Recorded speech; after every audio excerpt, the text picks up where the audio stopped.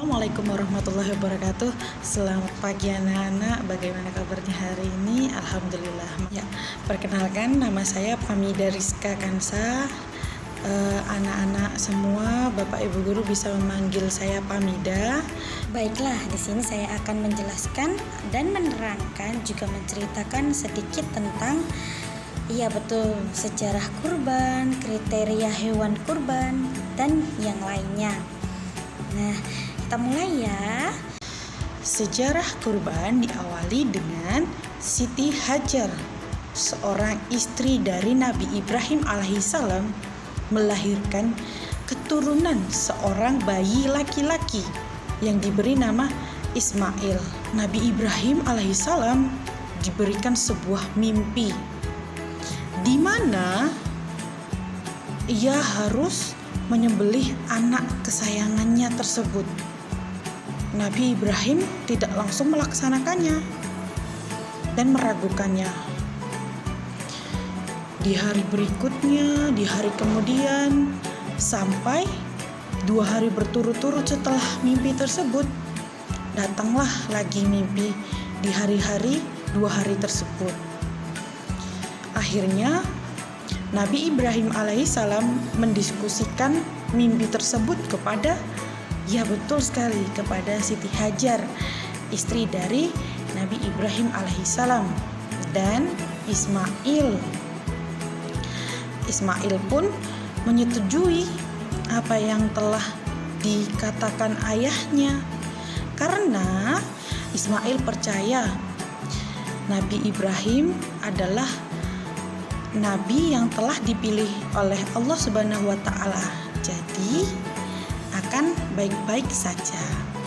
Nah, keesokan harinya Nabi Ibrahim alaihissalam sedang mempersiapkan tempat, alat, dan wadah. Nah, kemudian tiba-tiba datanglah setan menggoda Nabi Ibrahim, tetapi Nabi Ibrahim dengan tegas menolak apa yang telah setan katakan.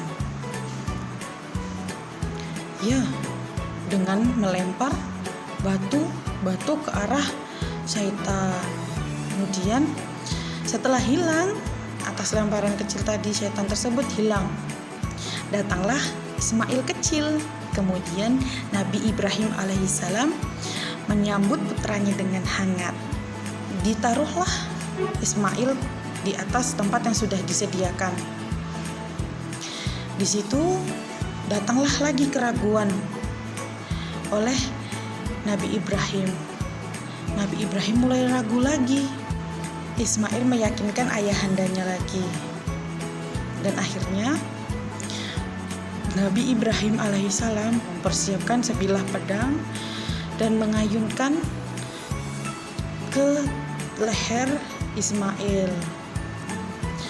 Tetapi setelah pedang tersebut berayun ke bawah, Allah menggantikan dan bisa dibilang menggeser Nabi Ismail dengan seekor domba. Nah, jadilah sebuah peristiwa bahwasanya Allah menyuruh Nabi Ibrahim untuk menunaikan ibadah Idul Adha. Adapun kata kurban berasal dari kata qurba yaqrubu qurbanan, yang berarti hampir dekat atau mendekati. Dalam bahasa Arab, kurban dapat disebut udhiyah dari kata Hiyah yang berarti binatang sembelihan, disebut juga nahr atau ibadah kurban. Bismillahirrahmanirrahim. Dengan nama Allah yang Maha Pengasih, Maha Penyayang. Inna a'tainakal kautsar. Sungguh, kami telah memberimu Muhammad nikmat yang banyak. Fasalli li rabbika wanhar. Maka laksanakanlah solat karena Tuhanmu, dan berkurbanlah.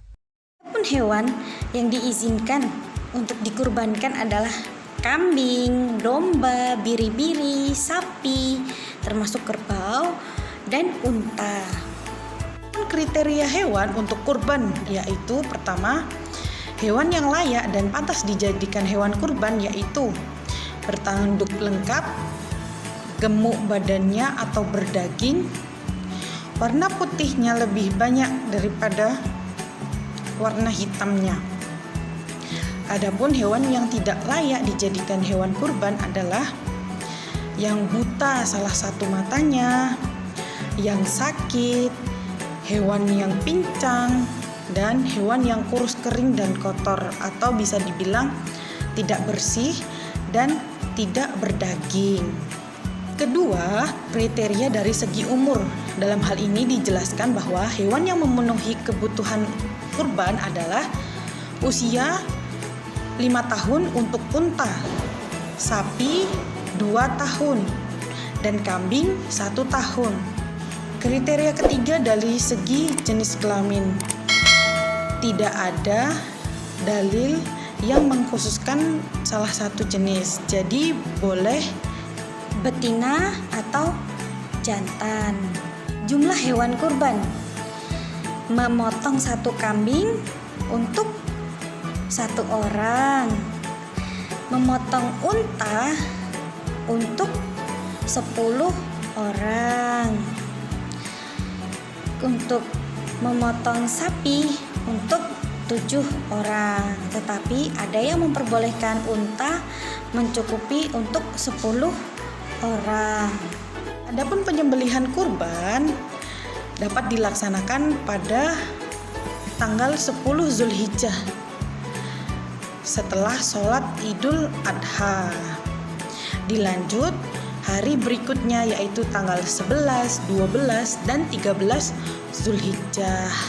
Nah, adapun orang yang menyembelih adalah sohibul kurban atau orang yang berkurban itu juga boleh, dan apabila tidak bisa maka diwakilkan oleh orang yang sudah terlatih dan amanah. Tata cara menyembelih hewan kurban: pertama, menggunakan alat penyembelihan yang tajam. Kemudian kepala menghadapkan ke arah kiblat. Setelah mendapatkan arah yang tepat, kemudian berdoa, kemudian hewan disembelih. Nah, dalam hal penyembelihan itu memotong tenggorokan dan 2 urat nadi yang ada di leher. Penerima daging kurban adalah sohibul kurban, dan yang kedua adalah orang yang sengsara, lagi fakir, dan yang ketiga adalah orang yang tidak minta-minta ataupun orang yang minta, dan yang terakhir adalah seorang yang miskin.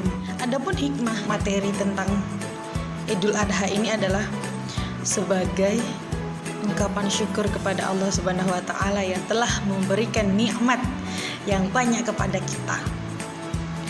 Bagi orang-orang yang beriman kepada Allah, mengambil pelajaran dari keluarga Nabi Ibrahim alaihissalam, yaitu kesabaran Nabi Ibrahim dan putranya Ismail alaihissalam ketika keduanya menjalankan perintah Allah, mengutamakan ketaatan kepada Allah Subhanahu wa taala. Berikutnya adalah sebagai realisasi ketakwaan seseorang kepada Allah Subhanahu wa taala. Yang terakhir adalah membangun kesadaran tentang kepedulian terhadap sesama manusia. Perlu diingat,